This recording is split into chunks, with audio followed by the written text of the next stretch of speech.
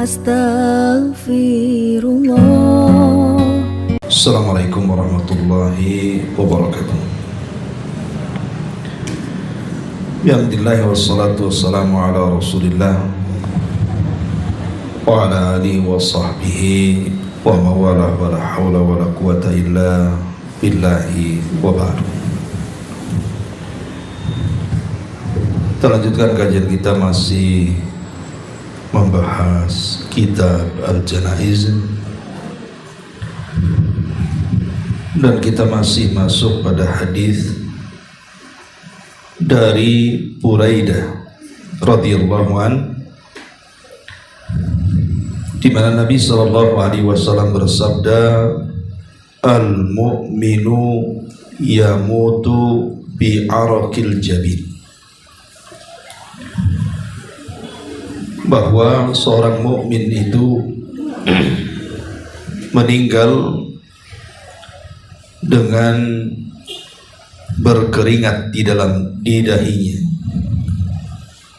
Hadis ini dikeluarkan oleh imam yang tiga dan disahihkan oleh Al-Imam Ibnu Hibban radhiyallahu anhu.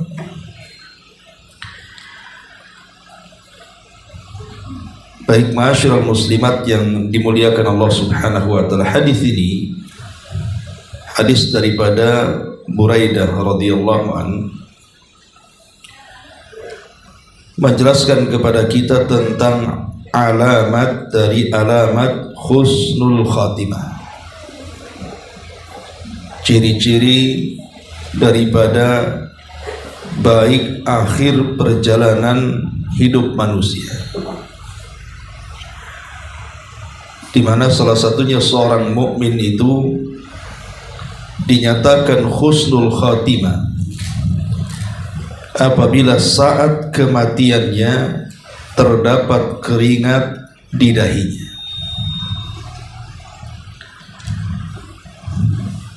Apa yang dimaksud keringat di dahinya itu? Sebagian syurah al-hadis, para pensyarah hadis mengatakan maksudnya ibaratun an syiddatil mauti,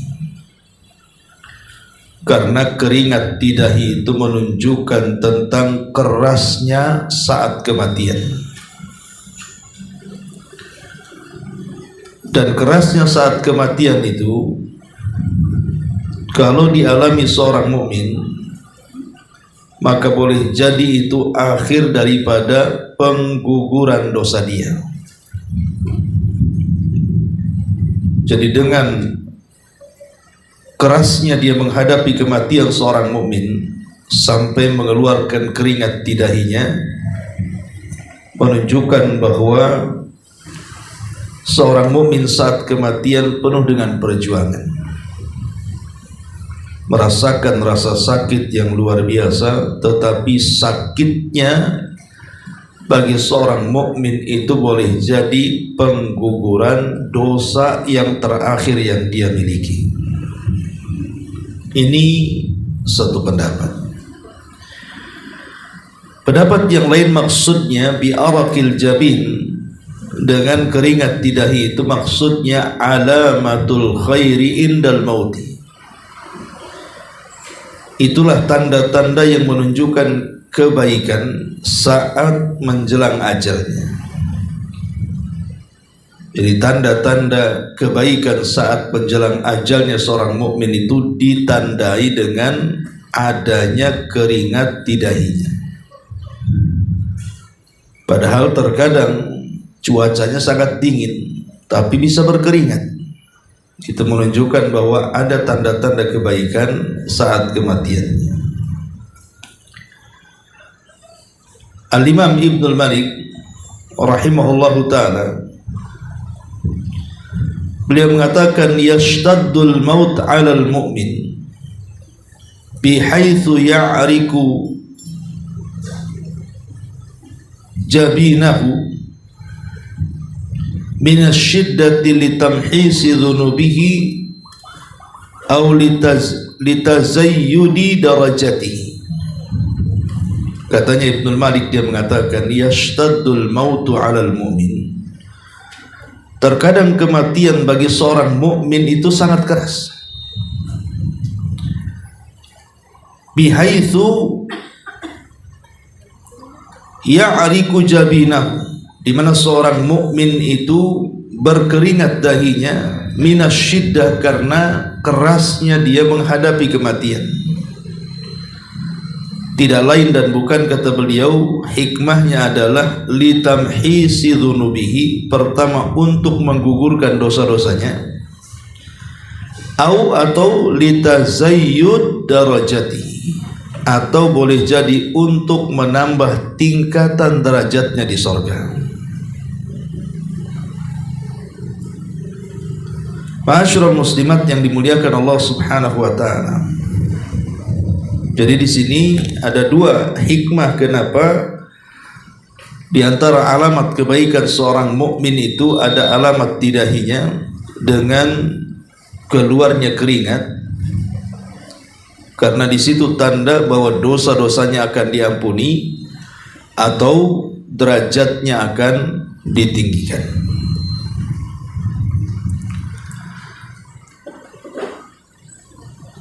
Al-Iraqi mengatakan, ikhtalafa fi makna hadzal hadis. Sebagian para ulama berselisih pendapat tentang makna hadis ini. Faqila, maka dikatakan, anna araqal jabini, bahwa adanya keringat di dahi itu lima yu'aliju min syiddatil mauti, karena menunjukkan tentang kerasnya seorang mukmin menghadapi kematian. Ini satu alasan. Alasan yang kedua, minal haya'i, karena rasa malunya seorang mukmin ketika menghadapi kematian dan akan menghadap Allah, sehingga perasaan malu seorang mukmin itu ditandai dengan keringat di dahinya. Ini kata Imam Al-Iraqi, bahwa kenapa seorang mukmin itu berkeringat di dahinya, boleh jadi karena kerasnya saat menghadapi kematian, atau rasa malunya dia saat menghadapi kematian karena terlampau banyak dosa yang akan dihadapkan kepada Allah Subhanahu wa taala. Saking malunya karena adanya dosa yang akan dihadapkan kepada Allah, sampai akhirnya dahinya berkeringat. Inilah diantara penjelasan para ulama tentang makna seorang mukmin itu ditandai kematiannya dengan berkeringat di dahinya. Ma'asyiral muslimat yang dimuliakan Allah Subhanahu wa taala. Kita tahu bahwa amal itu kan ditentukan akhirnya. Amal itu ditentukan akhirnya, bukan awal, bukan tengah. Makanya ada hadis Bukhari mengatakan, innamal a'malu bi khawatimiha. Amal itu ditentukan oleh akhirnya. Dan segala sesuatu yang akhir itu adalah menentukan. Ramadan umpamanya ada 10 awal, ada 10 tengah, ada 10 akhir. Yang menentukan Ramadan itu bukan awal, bukan tengah, tapi akhirnya. Umur manusia juga sama. Ada dari 1 tahun sampai 15 tahun. Itu masa-masa remaja. Kemudian dari 15 tahun ke 40 tahun itu masa-masa dewasa. Kemudian dari 40 tahun sampai menjelang kematiannya itu masa-masa tua. Artinya yang menentukan kehidupan seseorang baik buruknya. Jadi sesuatu yang akhir itu yang menentukan. Makanya seorang mukmin itu dia harus takut kalau seandainya akhir perjalanan hidupnya itu ditutup dengan su'ul khatimah. Dari sini Allah Subhanahu wa taala mengatakan, wala tamutunna illa wa antum muslimun. Janganlah kalian mati kecuali kalian mati dalam posisi menjadi orang-orang yang muslim. Itu pula yang kemudian dikatakan Nabi Yusuf alaihi salatu wassalam, tawaffani muslima, tawaffani musliman wa alhiqni bis-shalihin. Ya Allah, wafatkan aku dalam kondisi muslim dan libatkan aku dengan orang-orang yang saleh. Taib masyarul muslimat yang dimuliakan Allah subhanahu wa ta'ala. Jadi husnul khatimah itu artinya akhir yang baik. Lah dalil yang menunjukkan tentang adanya su'ul khatimah dengan husnul khatimah ini adalah hadis Nabi sallallahu alaihi wasallam yang mengatakan, idza aradallahu bi 'abdihi khairan, apabila Allah subhanahu wa ta'ala menghendaki kebaikan pada hambanya, ista'malahu, maka Allah akan memanfaatkan hamba itu. Qalu, sahabat mengatakan, kaifa yasta'milu? Rasul, bagaimana kemudian Allah akan memanfaatkan hamba itu?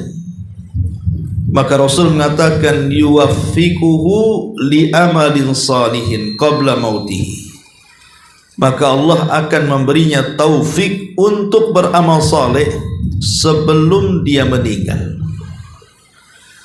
Jadi kalau sebelum kematiannya tiba-tiba dia berubah, yang tadinya kurang ibadahnya jadi rajin ibadahnya, kemudian juga sikapnya yang tadinya tidak baik menjadi baik, dan ditutup akhir kehidupannya dengan terus istiqamah di atas kebaikan, maka itu tanda dari tanda-tanda husnul khatimah. Jadi kata Nabi SAW, kalau engkau ingin mengetahui akhir seseorang itu baik atau tidak, lihat akhir sebelum wafatnya. Apakah diberikan taufik untuk beramal saleh atau tidak? Karena senada dengan surah Fussilat ayat 30, innal ladzina qalu rabbuna Allah tsumma istaqamu tatanazzalu alaihimul malaikatu alla takhafu wa la tahzanu wa abshiru bil jannati allati kuntum tu'adun. Sungguhnya orang-orang yang mengatakan Rabb kami Allah, kemudian mereka istiqamah dengan pendirian itu, maka para malaikat akan turun kepada mereka dan akan mengatakan, janganlah kamu takut, jangan pula engkau sedih, dan bergembiralah karena sorga sudah menantimu. Dari ayat ini dan hadis tadi menunjukkan bahwa husnul khatimah itu ada, sebagaimana su'ul khatimah juga ada. Makanya Nabi SAW mengatakan, man ahabba liqa Allah, man ahabba liqa Allah ahabba Allahu liqa'ah, wa man kariha liqa Allah kariha Allahu liqa'ah. Barang siapa yang suka berjumpa dengan Allah, maka Allah pun suka berjumpa dengan dia. Tapi siapa yang benci berjumpa dengan Allah, maka Allah pun tidak suka berjumpa dengan dia. Lah, hadis yang kita bahas ini adalah satu dari sekian tanda dari tanda-tanda husnul khatimah. Lalu apa saja selain daripada seorang mukmin itu ditandai di dahinya dengan keringat saat kematiannya, yang menunjukkan bahwa dia adalah diakhiri kehidupannya dengan husnul khatimah? Ada 19 tanda yang disebutkan para ulama selain daripada tanda yang terdapat dalam hadis ini. 1. Tanda-tanda husnul khatimah ketika saat kematiannya dia bisa mengucap kalimatut tauhid, la ilaha illallah. Karena Nabi SAW mengatakan, man kana akhiru kalamihi la ilaha illallah dakhalal jannah siapa yang akhir ucapannya kalimat la ilaha illallah, maka ia akan masuk surga. Dan subhanallah, kalimat ini sebenarnya satu-satunya kalimat yang memungkinkan diucapkan orang yang sedang sakaratul maut. Jadi kalimat yang paling mudah yang diucapkan orang sedang sakaratul maut adalah kalimat la ilaha illallah. Tetapi walaupun mudah mengucapkannya, rupanya tidak banyak orang mendapatkan taufik untuk mengucapkannya. Ini yang pertama. Yang kedua,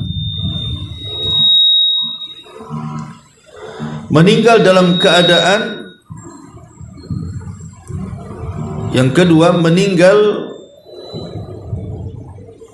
keadaan mati syahid di peperangan.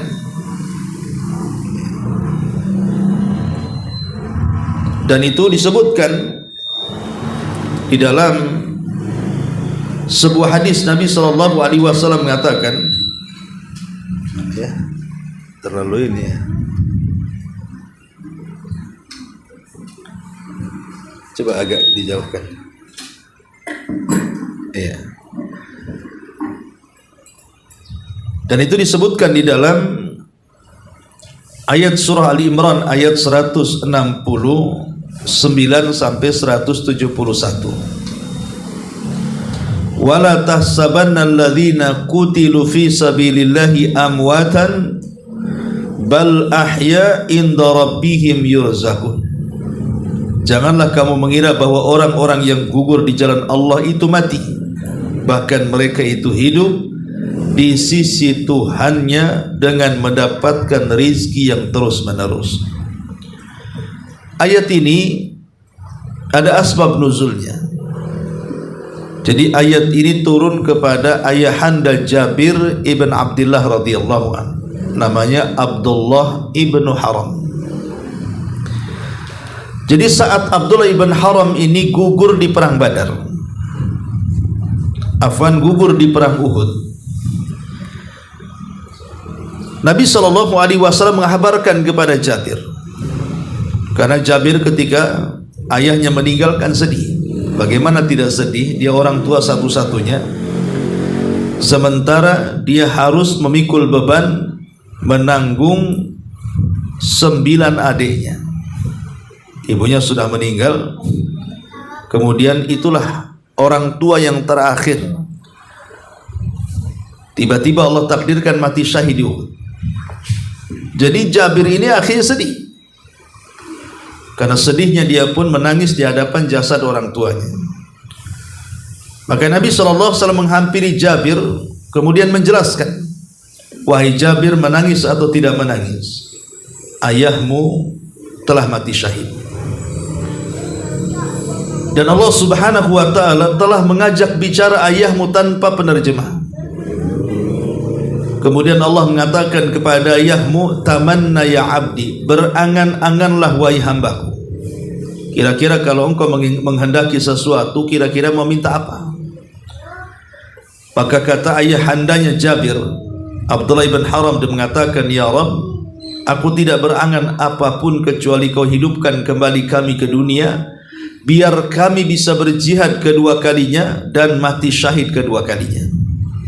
Tapi Allah mengatakan tidak mungkin, mustahil, orang yang sudah mati hidup lagi. Kemudian kata Abdullah ibn Haram, kalau orang mati tidak mungkin hidup kembali, kalau begitu habarkan kondisiku kepada Jabir dan keluargaku. Habarkan kondisiku di sisimu kepada Jabir dan keluarganya. Maka dari sini turun ayat, wala tahsabannal ladzina qutilu fi sabilillahi amwatan bal ahya inda rabbihim yurzaqun. Jangan kamu mengira bahwa orang-orang yang gugur di jalan Allah itu mati, bahkan mereka itu hidup di sisi Tuhannya dengan mendapatkan rizki mereka dalam keadaan gembira. Jadi habarkan kepada Jabir, jangan sedih, gitu maksudnya.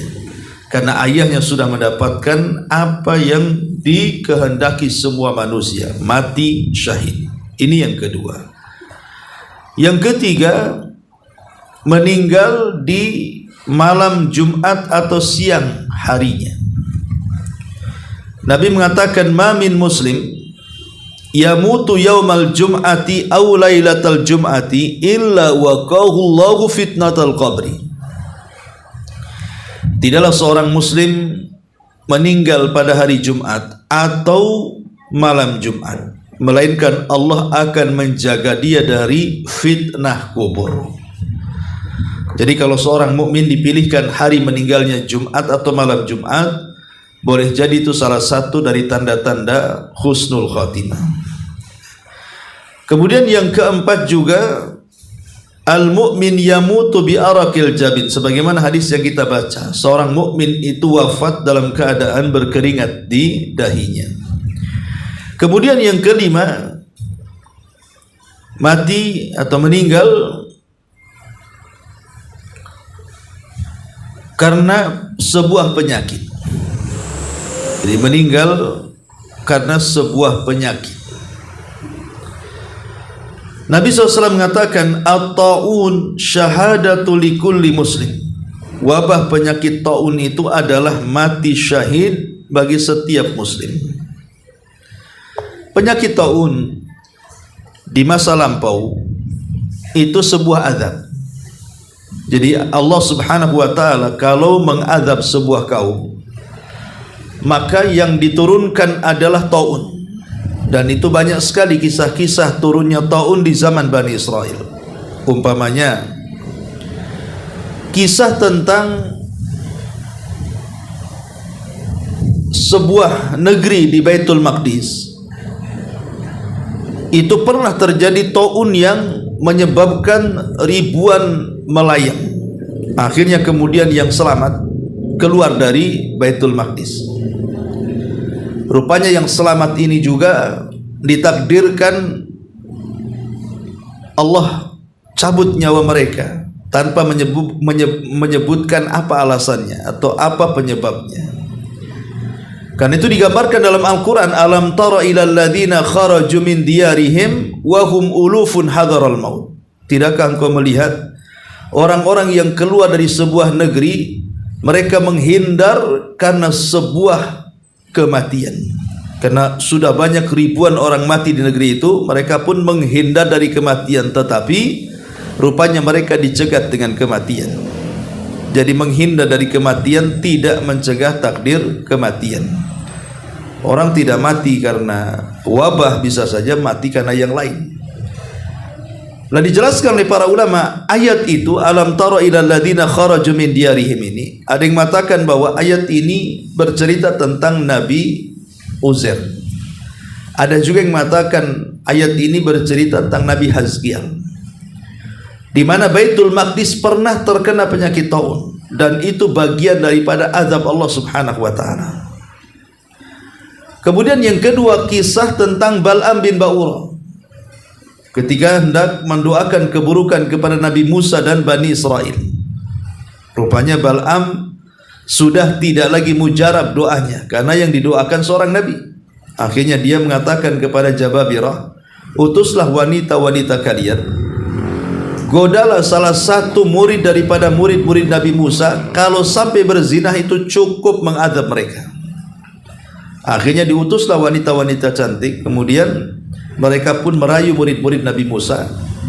Rupanya Allah takdirkan ada satu murid Musa terbaik tergoda dengan wanita Jababirah ini. Akhirnya kemudian berzina. Setelah terjadi perzinahan itu muncul taun yang mengakibatkan 20.000 Bani Israel meninggal dunia. Dan taun itu tidak dilepas oleh Allah atau tidak diangkat sampai kemudian orang yang berzina itu dihukum dan dirajam. Jadi dari sini kita tahu bahwa taun itu bagi umat terdahulu adalah azab. Tetapi bagi umat Islam, taun itu adalah rahmat, di mana orang-orang yang terkena penyakit taun maka dinyatakan mati syahid. Ya. Ini yang kelima. Ya. Yang keenam, meninggal dalam kondisi melaksanakan sebuah kebaikan atau ibadah. Ya, boleh jadi mungkin saat sholat dia meninggal, saat puasa dia meninggal, saat baca Quran dia meninggal, di tempat-tempat baik dia meninggal, di Mekah, di Madinah dan begitu seterusnya.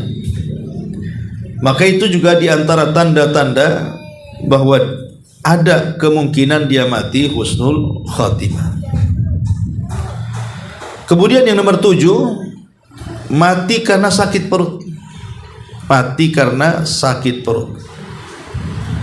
Nabi SAW mengatakan, man mata fi al-batni fahuwa syahid. Siapa yang mati karena sakit perut, maka dia mati syahid. Jadi orang yang diuji dengan sakit perut, kemudian Allah takdirkan mati pula karena sakit perut itu, maka itu tanda-tanda syahidnya seorang mukmin. Dan itu husnul khatimah. Kalau seorang mukmin yang soleh dipilihkan kematiannya seperti itu, berarti itu tanda-tanda husnul khatimah. Kemudian juga yang ke-8, mati dalam posisi tenggelam.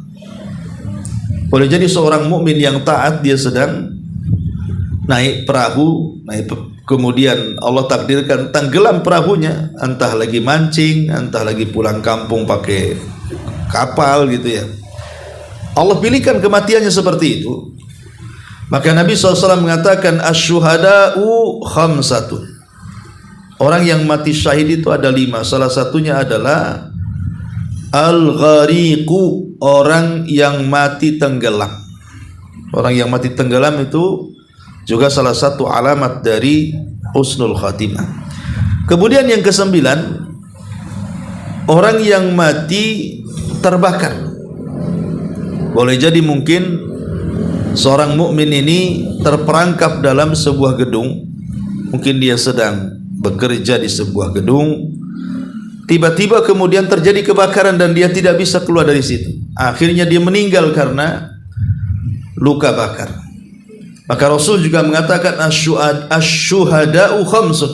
Orang yang mati syahid itu ada 5. Salah satunya adalah, kata Nabi SAW, wasahibul hadmi. Wasahibul hadmi. Dan orang yang tertimpa reruntuhan bangunan. Juga diartikan orang-orang yang terbakar. Kemudian yang nomor 9, yang nomor 10, meninggalnya seorang wanita saat melahirkan. Nabi SAW mengatakan, ketika sahabat Abdullah ibn Rawahah bertanya, Rasul, atadri man syuhada ummati? Awalnya Abdullah ibn Rawahah bertanya, fama tazawwaj lahu an firashihi. Jadi Abdullah ibn Rawahah ini radhiyallahu an mengatakan bahwa Rasul itu tidak pernah jauh dari tempat tidurnya. Kemudian Rasul mengatakan di pembaringannya kepada Abdullah ibn Rawahah ini, tahukah kamu siapa yang mati syahid dari umatku ini? Maka kata sahabat, Allah dan Rasulnya yang tahu. Boleh jadi mereka adalah qatlul muslim, orang yang mati syahid dalam rangka terbunuhnya seorang mukmin dalam pertempuran. Maka Rasul mengatakan kalau itu berarti orang yang mati syahid sedikit. Kemudian sahabat mengatakan, kalau begitu siapa lagi orang-orang yang mati syahid selain orang yang mati dalam pertempuran itu? Maka Nabi SAW menyebutnya, salah satunya adalah wal mar'atu yaqtuluha waladuha jam'ah. Kata Nabi SAW, dan seorang wanita yang meninggal dengan sebab anaknya, dia saat dia nifas, dia meninggal dunia. Jadi seorang yang meninggal, wanita yang meninggal saat melahirkan, itu dianggap husnul khatimah alias syahid. Kemudian yang nomor 11,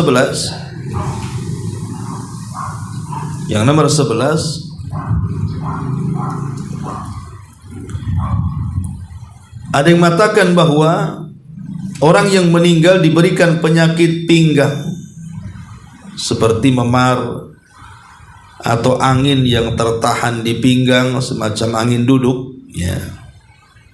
Ini juga salah satu tanda-tanda husnul khatimah. Jadi seorang mukmin kalau dipilihkan meninggalnya karena angin duduk ataupun sakit pinggang gitu ya, tiba-tiba dengan sebab itulah terjadi kematiannya, maka itu salah satu tanda daripada husnul khatimah. Kalau seorang mukmin yang baik dipilihkan kematiannya seperti itu.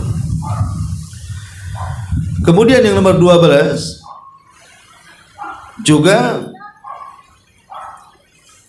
seorang mukmin yang diwafatkan karena rasa sakit dan sesak nafas. Sebagaimana hadis Jabir bin Utaib secara marfu kepada Nabi sallallahu alaihi wasallam. Jadi karena sesak nafas, ini juga diantara tanda-tanda husnul khatimah. Kemudian yang 13 meninggal karena terserang penyakit TBC. Kemudian yang nomor 14 mati karena mempertahankan harta. Boleh jadi umpamanya seorang muslim sedang berada di rumahnya, tahu-tahu rampok datang. Rupanya rampok ini yang tadinya tidak niat membunuh, akhirnya membunuh. Boleh jadi saat dia merampok ketahuan yang punya rumah, kemudian yang punya rumah disabet pedang sampai meninggal. Maka seorang yang mempertahankan hartanya dari orang-orang yang hendak merampasnya, seperti para perompak dan para perampok itu, kalau Allah takdirkan dia mati syahid saat membela kekayaannya, maka dia mati terhormat karena dia dianggap mati syahid. Ataupun membela agama, seorang yang membela agamanya kemudian Allah takdirkan meninggal saat membela agamanya, maka dia mati syahid. Atau membela jiwanya, mempertahankan jiwanya, juga yang nomor 16 juga termasuk mati syahid. Kemudian yang nomor 17 mati saat berjaga-jaga di jalan Allah.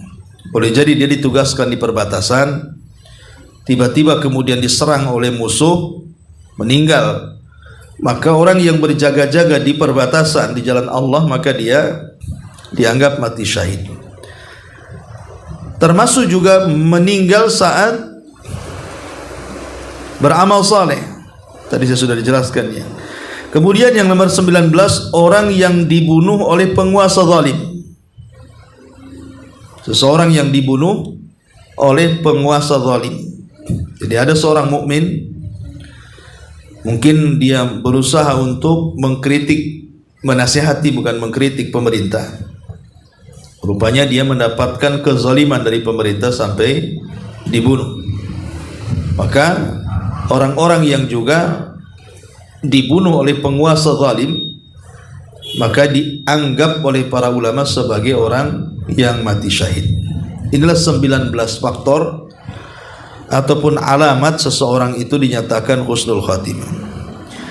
Adapun secara global tentang penyebab, tadi kan ciri-ciri ya, 19 ciri-ciri orang yang mati husnul khatimah.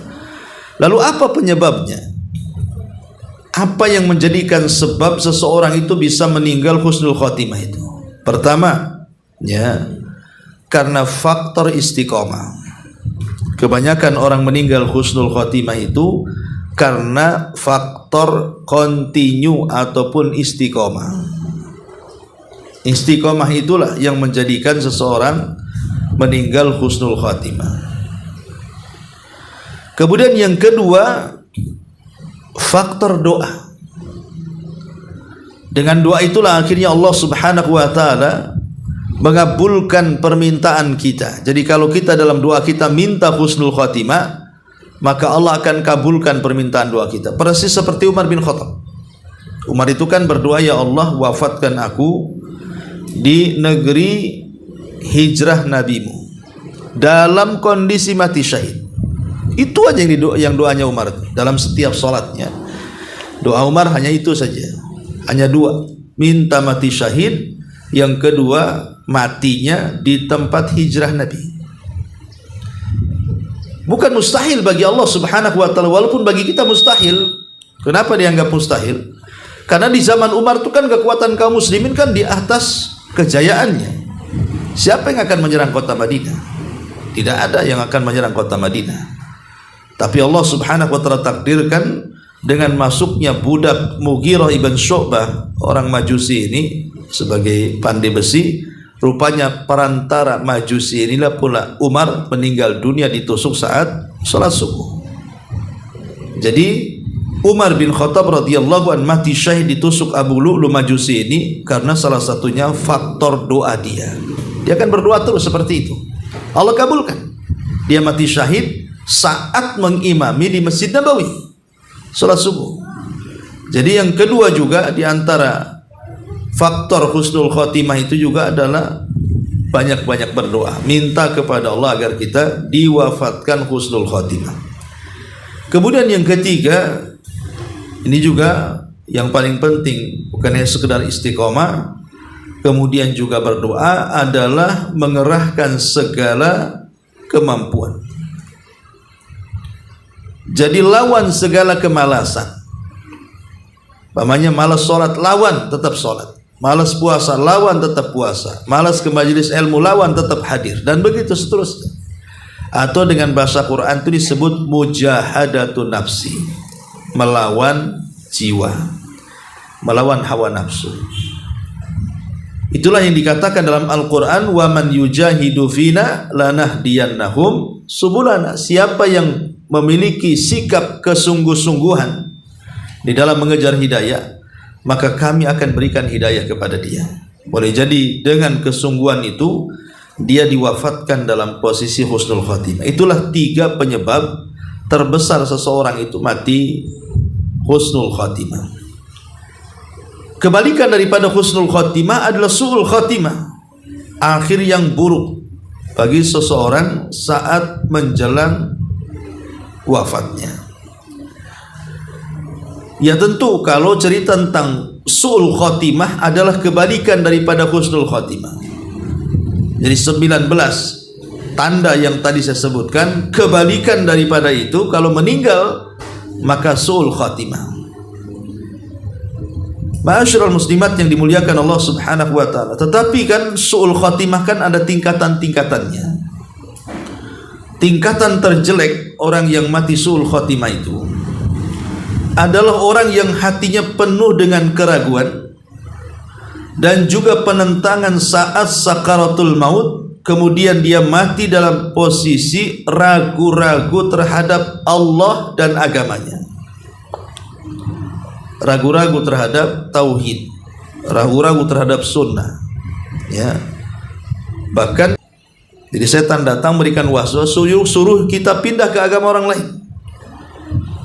Ya, jadi kalau itu kita ikuti saat meninggal dunia, orang yang menyaksikan di sekitarnya disangka kita mati muslim, padahal dia mati kafir. Ya, karena terkena waswas setan. Sehingga Imam Ibnul Qayyim itu sampai menjelaskan ada seorang pemabuk yang keranjingan dengan minuman keras, boleh jadi sudah kecanduan. Jadi saat meninggal dunia, overdosis itu, dia ditalkin untuk mengucapkan kalimat la ilaha illallah, al jaza min jinsil amal, balasannya disesuaikan dengan amalannya. Ketika di dunia dia mabuk, maka saat kematiannya dia mabuk juga.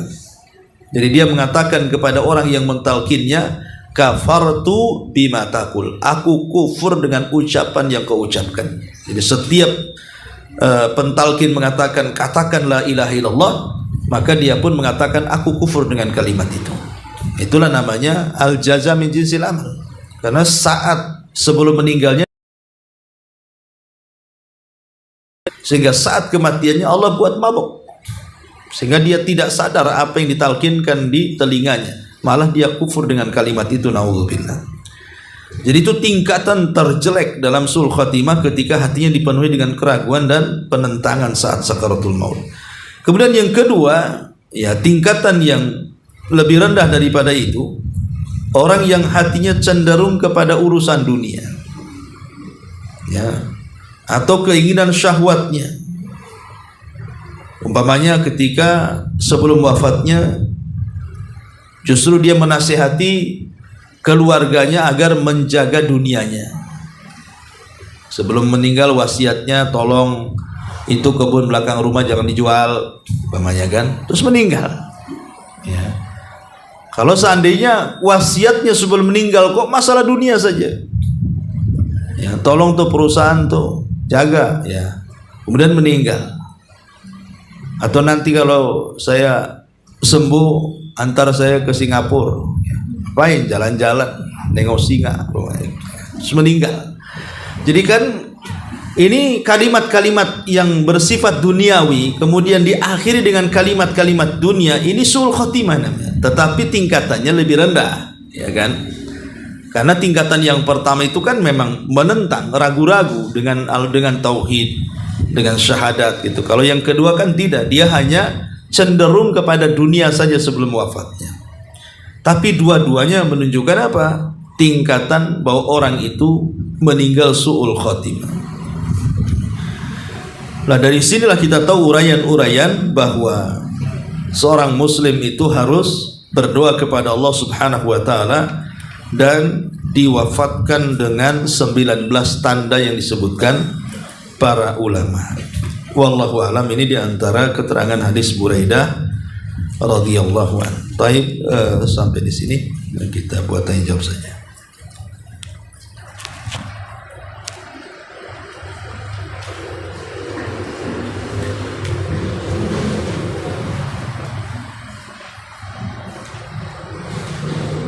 Assalamualaikum warahmatullahi wabarakatuh. Apa bisa tadi Ustaz ada menjelaskan ketika Allah ingin mempekerjakan hambanya, maka Allah beri dia kesempatan untuk melakukan amal ibadah menjelang akhir hidupnya. Yang menjadi pertanyaan adalah dia itu ketika habis banyak masa mudanya atau separuh dari usianya itu dia melakukan maksiat besar. Kemudian dia hanya melakukan ketaatan kepada Allah itu sedikit aja di sisa usianya, misalnya hanya 1 tahun atau beberapa bulan di menjelang kematian dia melakukan kebaikan, setelah itu meninggal. Apakah ini termasuk orang yang Allah manfaatkan dia untuk melakukan ketaatan seperti yang Ustaz sampaikan tadi? Ya, alhamdulillah. Ada seorang sahabat dari sahabat-sahabat Ansor. Jadi ketika Mus'ab ibn Umair radhiyallahu an ditugaskan berdakwah dari Mekah ke Madinah, dia berhasil mengislamkan 2 tokoh Ansor ketika itu. Pertama Sa'ad ibn Mu'ad, itu tokoh Aus, dan yang kedua Sa'ad ibn Mu'ad, Sa'ad ibn Ubadah, itu tokoh dari Khazraj. Jadi saat Sa'ad ibn Ubadah ini dia masuk Islam disebabkan oleh Mus'ab bin Umair, dia kan pulang kemudian mendakwahkan Islam ke kaumnya Aus, bahkan mengancam orang-orang Aus, siapa yang tidak masuk Islam jangan satu atap denganku. Mau tidak mau akhirnya orang-orang Aus mengikuti gaya kepemimpinan Sa'ad bin Mu'ad, masuk Islam semuanya orang-orang Aus ini, kecuali 1 orang, dia nggak mau masuk Islam. Ya. Lah ketika terjadi perang Uhud, yang 1 orang ini namanya Usairim. Jadi Usairim ini datang kepada Rasul,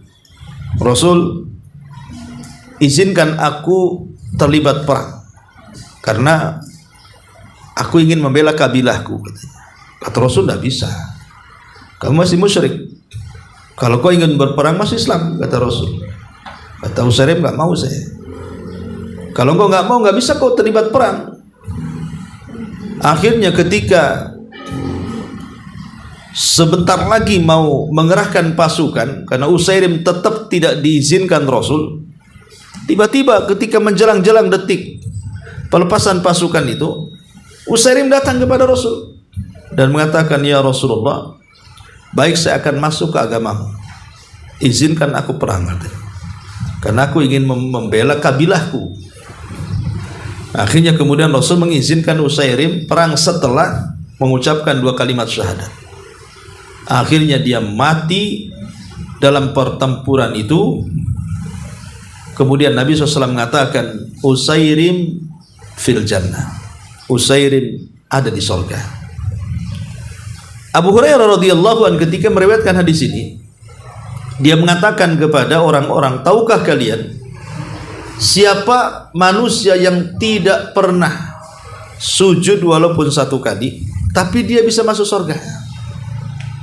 Sahabat mengatakan, kau cerita aja wahai Abu Hurairah.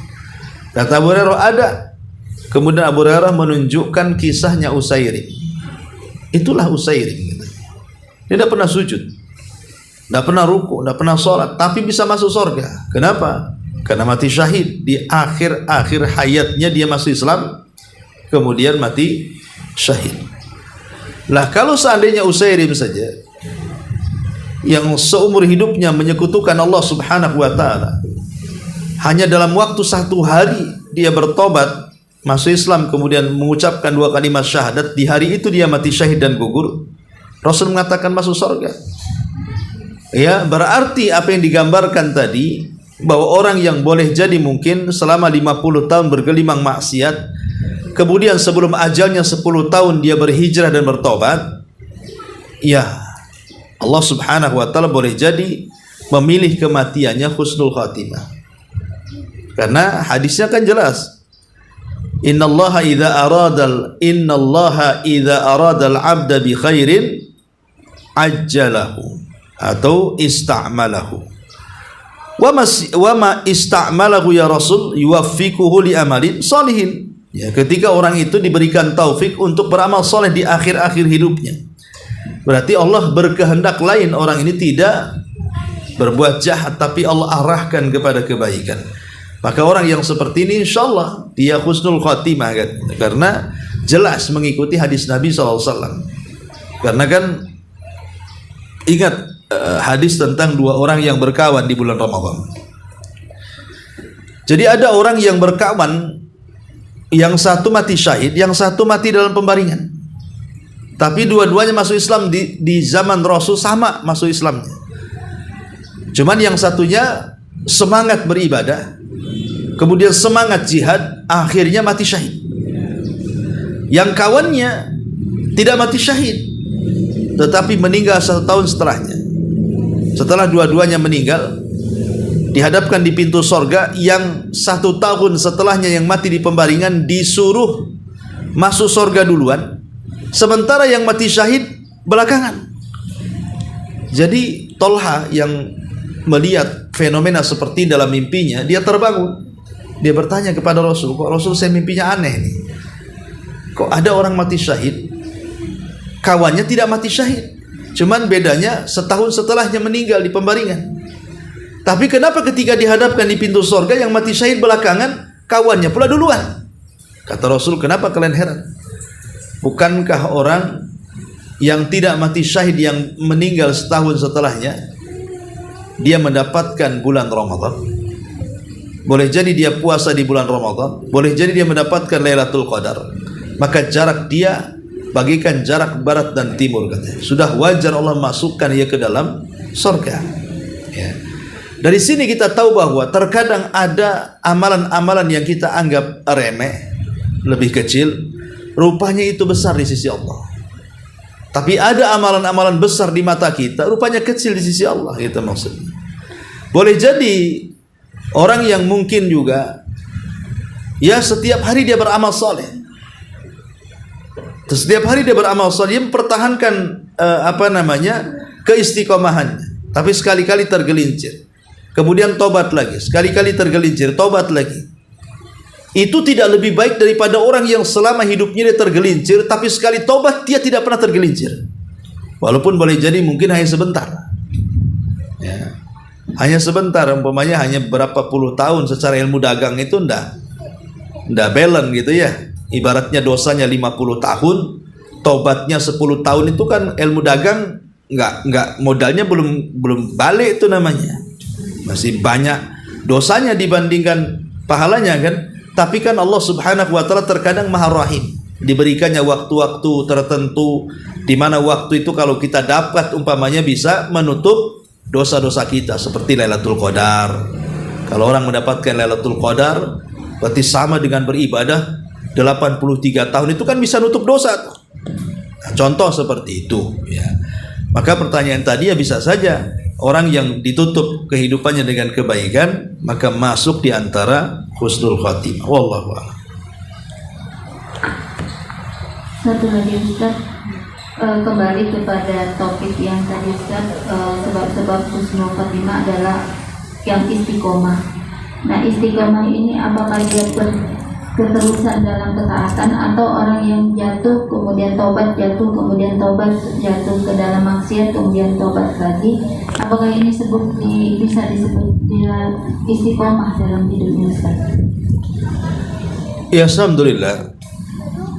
Istiqomah itu bukan orang yang tidak pernah maksiat, karena tidak ada manusia yang tidak maksiat. Manusia itu bukan malaikat yang sama sekali tidak berbuat dosa ya. Tapi orang istiqomah itu kan orang yang senantiasa tetap berjalan di atas relnya. Artinya seperti yang tadi katakan, kalau dia bertobat, kalau dia melakukan dosa, segera dia bertobat dan melakukan dosanya karena memang terkalahkan syahwatnya, bukan mengumbar syahwat. Beda terkalahkan syahwat dengan mengumbar syahwatnya. Kalau terkalahkan syahwat kan ketika dia melakukan dosa satu kali dia langsung tobat. Tapi kalau mengumbar syahwat kan berkali-kali diingatkan baru dia tobat ya. Jadi istiqomah banyak para ulama yang kemudian mereka tergelincir kemudian diarahkan oleh kawan-kawannya, oleh murid-muridnya, akhirnya balik lagi istiqomah. Nah, jadi istiqomah tidak mesti orang tidak jatuh ke dalam dosa, karena tidak ada orang yang tidak jatuh ke dosa ya. Tapi maksudnya kalau dia pun jatuh ke dosa maka dia segera bertobat. Dia segera bertobat kepada Allah Azza wa Jalla. Karena Allah mengatakan innal ladzina qalu rabbuna Allah tsumma istaqamu.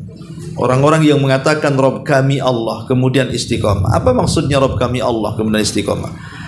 Jadi orang-orang yang mengatakan Rabb kami Allah, ketika kita katakan Rabb kami Allah berarti konsekuensinya apa yang Allah perintahkan kita lakukan, apa yang Allah larang kita tinggalkan, apa yang Allah haramkan kita jauhi, apa yang Allah halalkan kita nikmati. Itulah istiqamah dengan 4 perkara itu. Maka kalau kita bisa menjalankan perintah, menjauhi larangan, menikmati yang dihalalkan, menjauhi yang diharamkan ya, dengan daya upaya kita sebagai manusia, kalaupun sekali-kali mungkin terjerumus kepada dosa tapi dia kembali, maka insya Allah, karena bagaimanapun orang itu kan harus dibedakan antara beramal soleh dengan melakukan dosa. Itu kan perkara yang berbeda. Orang yang melakukan dosa dengan beramal soleh itu perkara yang berbeda. Karena ada di masyarakat, contoh umpamanya yang sering saya contohkan, ngapain pakai jilbab kalau seandainya lidahnya masih menggibah? Ngapain pakai cadar kalau masih namimah? Umpamanya kan gitu. Kan harus dibedakan antara jilbab dengan gibah. Jilbab, gibah, gibah. Ya, orang pakai jilbab dapat pahala karena menutup auratnya. Orang yang menggibah dapat dosa karena dia berbuat dosa. Tinggal ditimbang saja nanti pahala dan dosanya. Mana yang lebih berat? Ya, kalau seandainya gibahnya lebih berat dibandingkan jilbabnya, ya masuk neraka kan begitu. Oh, mungkin jilbabnya lebih besar pahalanya dibandingkan dosa gibahnya, ya ada kemungkinan masuk surga. Jadi jangan kemudian kebaikan itu dikambing hitamkan karena sebuah dosa. Jadi dibedakan, karena Allah mengatakan wa ma taf'alu min khairin ya'lamhullah. Apapun yang kau lakukan dari sebuah kebaikan itu pasti Allah akan membalasnya, sedikit ataupun banyak. Walaupun dia gibah, walaupun dia namimah, tetap jilbab itu berpahala, akan dicatat sebagai pahala. Sebab kalau seandainya gara-gara ucapan daripada kau pakai jilbab tapi menggibah, bagus kau copot aja jilbabnya. Akhirnya dicopot jilbabnya, gibah terus. Itu kan kuadrat jadinya kan, dosanya kan. Pertama dapat dosa gibah, yang kedua dapat dosa membuka aurat kan. Dobelan masuk nerakanya jadinya. Yang tadinya satu kesalahannya jadi dua jadinya. Nah, jadi harus dibedakan antara orang yang melakukan kebaikan dengan orang yang melakukan kejahatan. Tapi umumnya biasanya orang yang melakukan kebaikan itu bisa mengerem kejahatan. Seperti sholat, orang yang suka sholat bisa mencegah perbuatan keji dan kemungkaran. Ustadz, ada orang sholat tapi masih berbuat keji, masih berbuat mungkar umpamanya kan. Berarti yang disalahkan bukan sholatnya, dia belum betul-betul sholat. Karena kalau meresapi sholat pasti dapat hidayah. Bukankah dalam sholat itu ada kalimat ihdinas siratal mustaqim? Kita minta hidayah kan. Berarti kalau dia dalam sholatnya diberikan hidayah, keluar dalam sholat pasti tidak mungkin bermaksiat. Ketika setelah sholat kok bermaksiat, berarti ihdinas siratal mustaqimnya belum dikabulkan. Harus minta lagi terus-terusan supaya betul-betul bisa merubah kehidupan dia. Wallahu a'lam. Baik, sampai di sini.